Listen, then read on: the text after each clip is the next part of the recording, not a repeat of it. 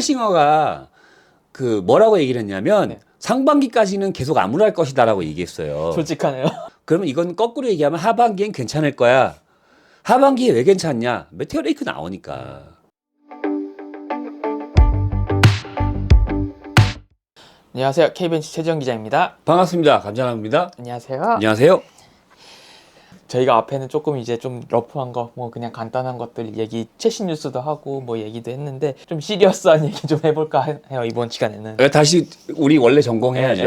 이 4분기, 지난 2022년 4분기 리포트에서 적자를 났다고 인텔이 발표를 했더라고요. 이거 보셨어요? 네, 봤어요. 인텔이 이번 적자가 네.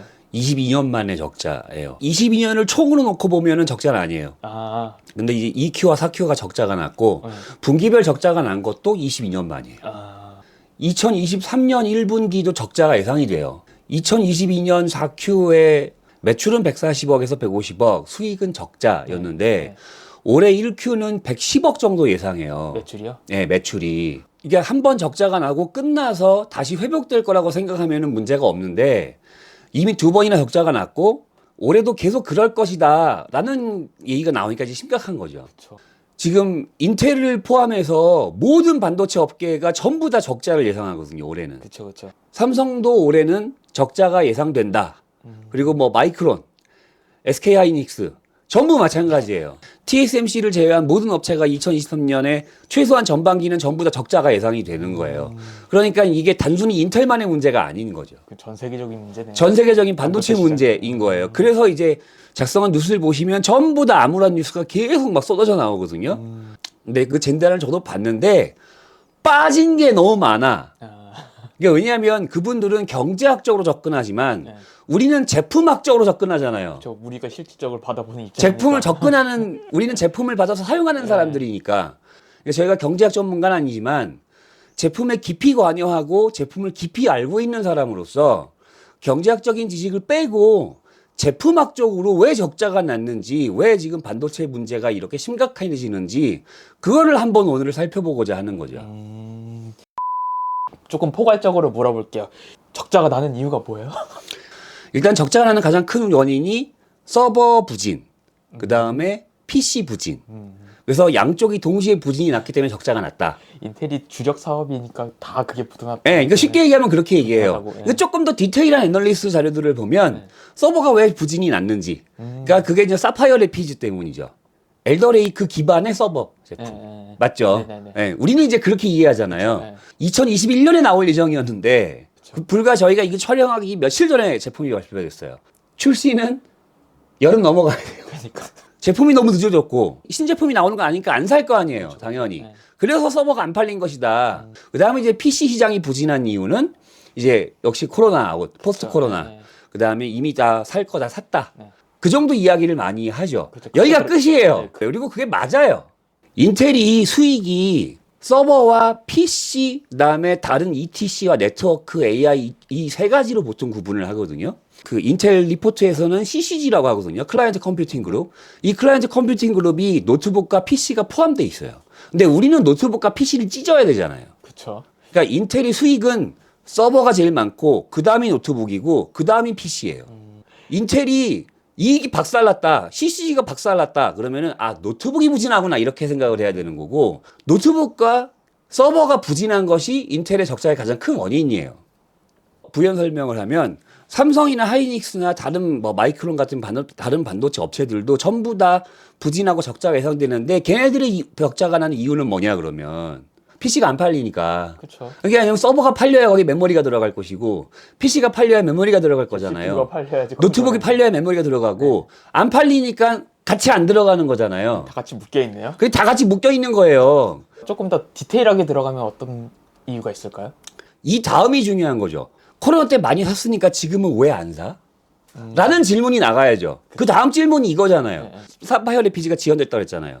사파이어 레피지 지연이 왜 되는 거야? 그러니까 그 질문이 나가야죠. 근데 우리는 알잖아요. 그렇죠. 그럼 일단 첫 번째로 물어볼게요. 서버 쪽의 부진은 왜 나타나는 거야? MS, 구글, 아마존 이런 애들이 자체 칩을 만들고 있다는 거. 그 얘기 한번 했어요. 그렇죠. 예전에 한번 하셨죠. 네.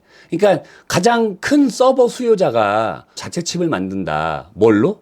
암으로. 네. 암으로 칩을 만든다. 그러면 인텔 제품을 살 필요가 없지 않느냐. 그래서 서버가 인텔이 그렇게 앞으로 에버래스팅 좋은 게 아닐걸? 네. 이런 얘기를 편집되는지 안 되는지 모르겠는데 지나가면서 제가 이거 얘기 여러 번 했어요. 그쵸. 예.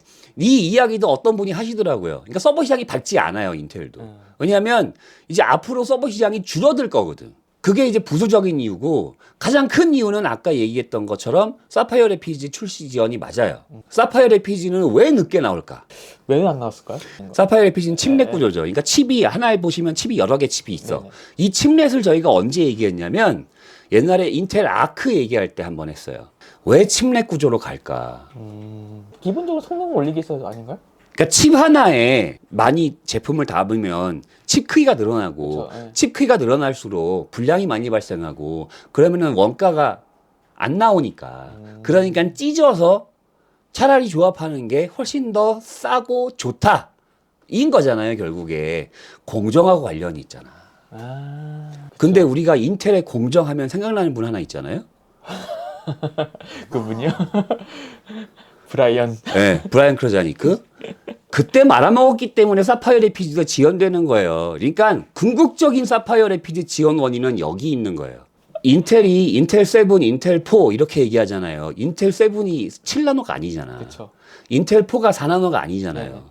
훨씬 더 좋은 구조로 간단하게 만들 수 있는 것을 복잡하게 만들고 있는 거예요, 지금. 훨씬 더. 공정 개선을 인텔이 2015년, 16, 17, 18년 요때 안 했다. 안에 다 잘랐죠. 그러니까 그때 여파를 이제 받는 거예요.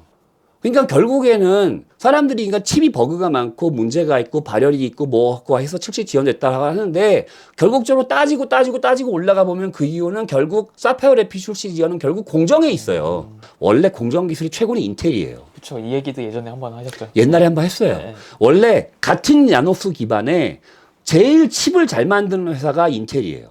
CPU 역사를 다 훑어보면 같은 공정에서 가장 우수하고 가장 효율적이고 가장 높은 수율을 내는 제조사는 인텔이에요. 그거는 변함이 없었어요. 근데 언제부터 망가졌냐 이것이? 브라이언 크로자니크 이후부터. 팩결식어가 무슨 잘못이 있어. 그 아저씨는 똥 치우는 거야 지금. 아 나 미치겠어. 내 전임 담당자 때문에 나는 지금 머리가 빠개질 지경이야. 지금 이거 하고 있는 상황이라고. 반도체는 한 번 타이밍을 놓치면 그 뒤에 순서가 다 꼬여요. 실제로 지금 인텔이 템포 하나를 놓쳤기 때문에 지금 그 타격을 받는 거라고. 서버에서. 적자가 왜 났어요? 노트북에서는? 방금 저희가 이거 촬영하고 있는 중에 따끈따끈한 자료가 새로 하나 나왔어요. 애플이 노트북 실적 자료를 발표했는데 마이너스 28%예요. 맥북이요? 네, 맥북이요. 네, 애플도 많이 떨어졌네요. 네, 애플도 많이 떨어졌죠. 네. CCG가 마이너스 36%라고 그랬거든요. 네네. 코로나 이후에 노트북이 살 필요가 없었기 때문이에요. 어쨌든 그 애플이든 인텔이든 조금 덜 샀다 이거. 네, 그거는 100% 맞아요. 왜냐하면 인텔이 더 덜 샀다 이거네요. 코로나 때 가장 많이 특혜를 본 게 노트북이잖아요. 그쵸. 왜 인텔이 애플보다 더 안 좋았냐? 그 얘기를 하면 되지. 네네. 2022년에 우리가 한번 리와인드해서 작년에 돌아가 보면 2022년에 애플이 노트북 발표 M1 프로, M1 맥스 그쵸. 제품 지속적으로 발표했잖아요. 근데 그렇게 고가형 제품을 발표했는데도 불구하고 마이너스 28%예요. 네. X86 기반의 노트북은 작년에 어떤 이슈가 있었나요? 없었죠. 없었잖아요. 네. 더 안 좋지. 그러니까 뭐 그냥 상식적인 거 아니에요, 그냥 단순하게. 네. 그러니까 애플은 그나마 그걸로 방어를 한 거다.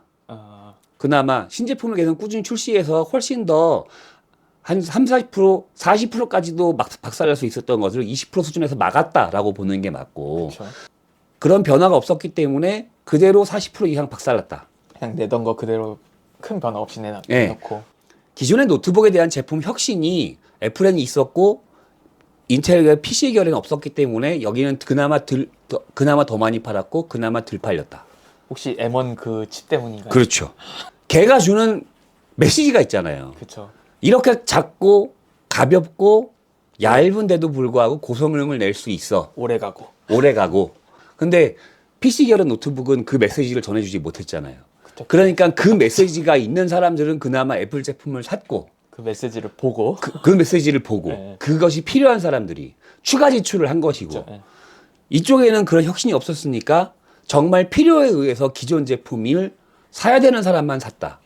PC 계열의 노트북이 오래가고 얇고 성능 좋고 가볍게 만들었으면 마이너스 28%까지는 갈 수 있었다. 비슷했을 수 그, 있다. 그런 결론이 나잖아요. 어쨌든 적자긴 적자지만 어쨌든 비슷하게 팔렸을 거라. 네, 마이너스 28%까지는 갈 수 있었다. 저희가 여러 번 얘기했잖아요. 다음 PC 시대 트렌드는 강력한 원칩이다. GPU가 포함되고 저전력에서도 강력한 성능을 낼 수 있는 PC 수준의 성능을 낼 수 있는 강력한 원칩이 다음 세대 PC를 먹여 살린다. 네, 그러게요. 그럼 샀겠지. 그럼 샀죠. 그럼 샀잖아요. 애플 거 안 샀죠. 애플 거 안 사고 살 거 아니에요. 그러면 애플은 마이너스 40%고 이쪽이 마이너스 28%에서 더 올라갔을 거 아니에요. 그렇죠. 그런 혁신이 없었기 때문에 안 팔렸다가 빠진 내용이라는 거죠.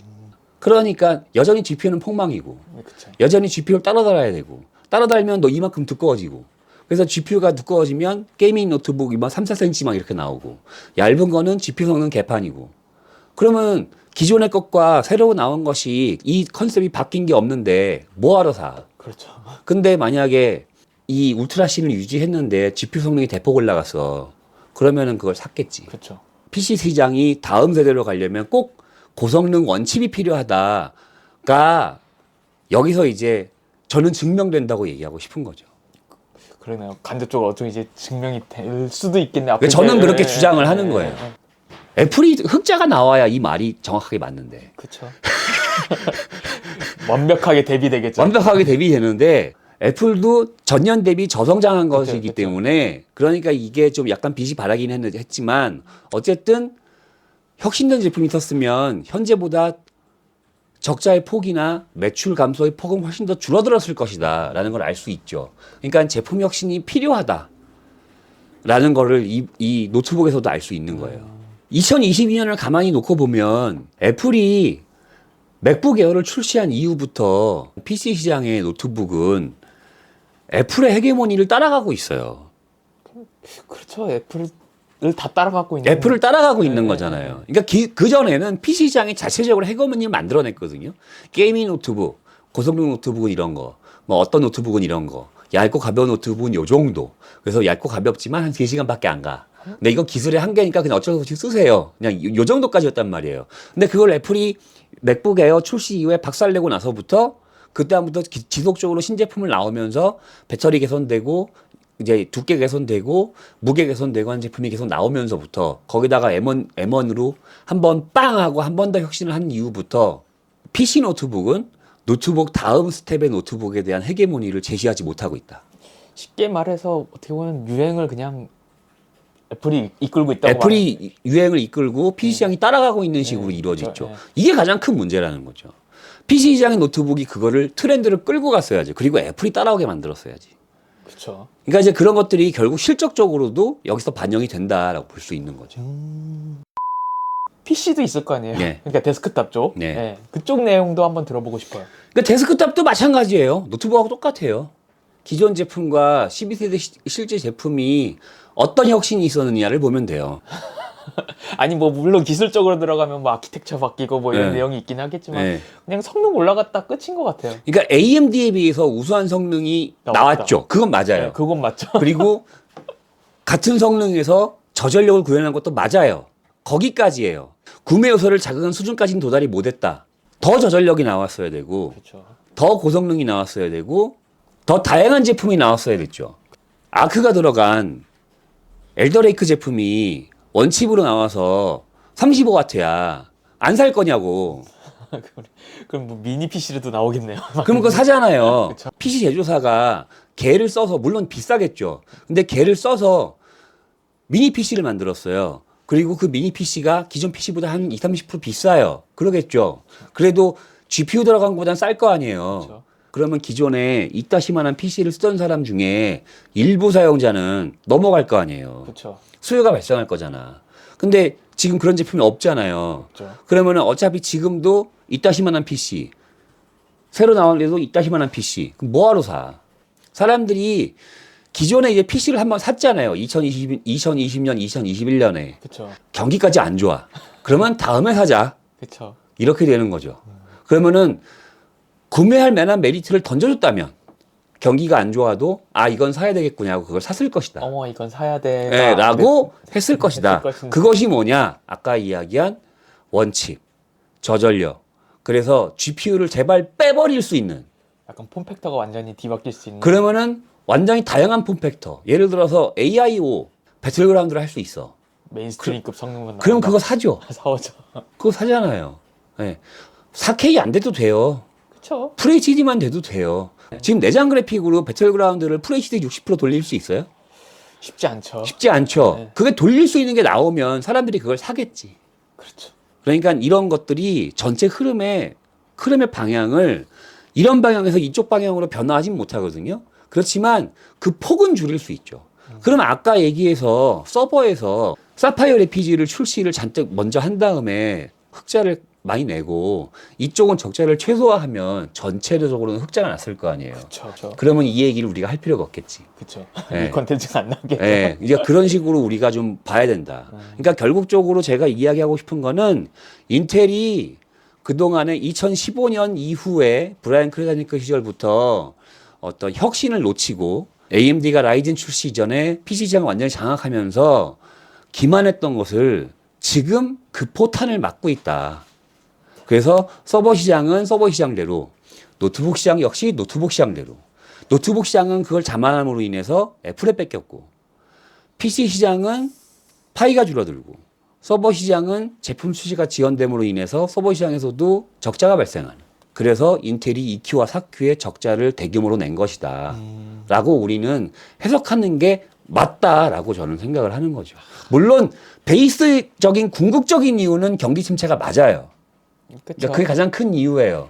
우리가 이런 얘기 하잖아요. 실력은 안 좋을 때 드러난다고. 2020년, 2021년, 2022년에 AMD와 인텔의 경쟁함이 있어서 지금 거의 월드와이드로는 거의 5대5에서 플러스 마이너스잖아요. 6대4 뭐 이런 얘기도 있고. 예. 5대5가 6대4나 7대3이 될 수 있었어요. 그러면 일단은 경기 침체로 인해 부진된 것을 싹 다 만회하고도 남을 상황이에요. AMD가 문제가 됐겠죠.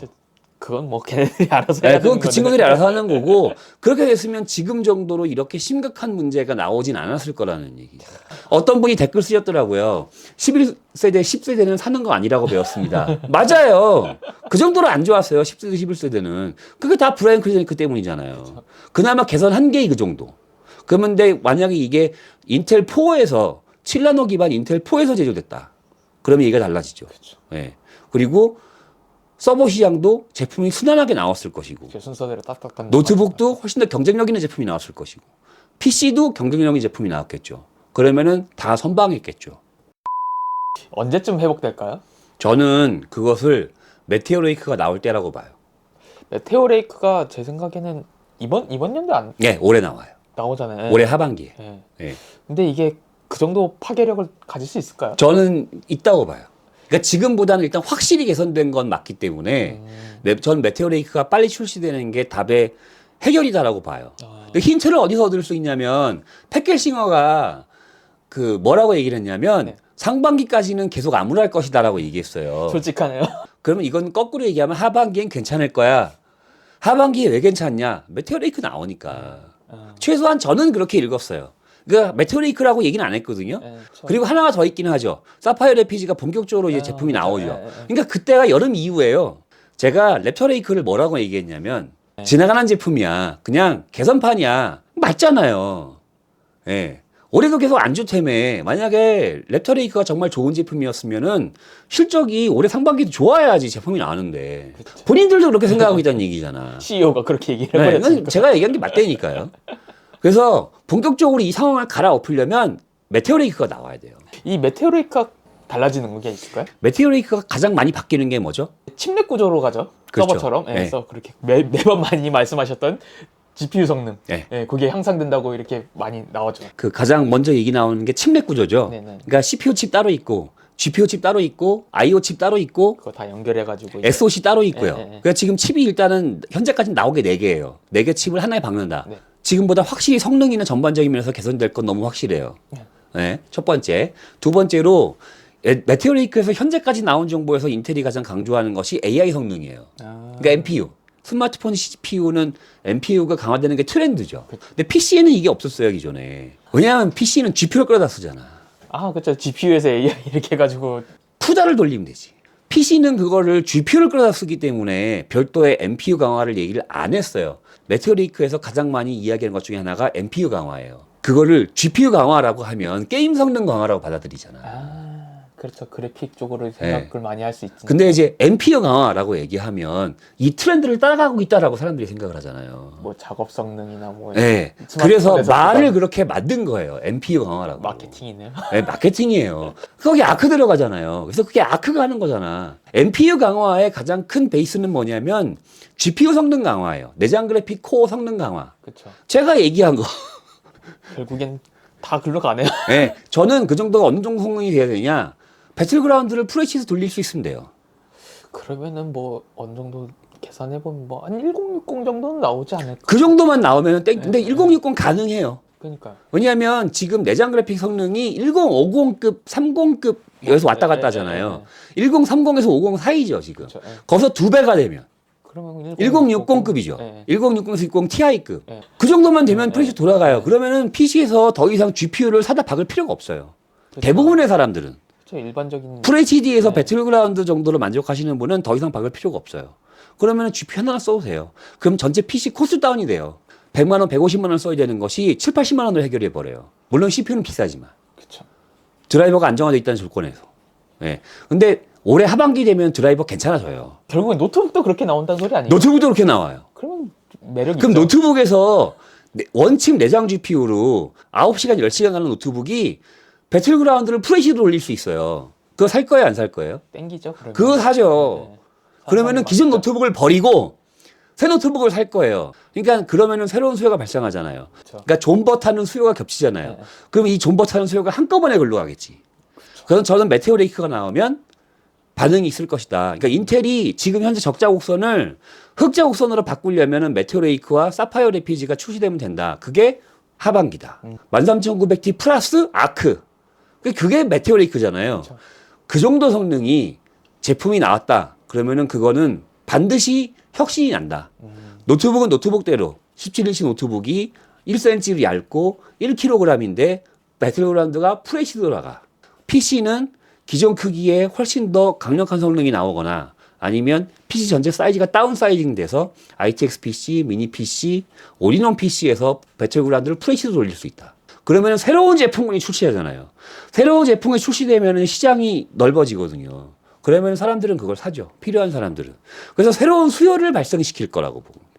그러니까 저는 그것이 분명히 혁신이 날 것이다 라고 보는 거예요. 안 되면 어떡하지? 왜냐면 그때까지 이 영상이 남아있을 텐데 안 되면 언젠간 되지 않을까? 안 되면 밑에 엄청 댓글로 폭격받는 거 아니에요?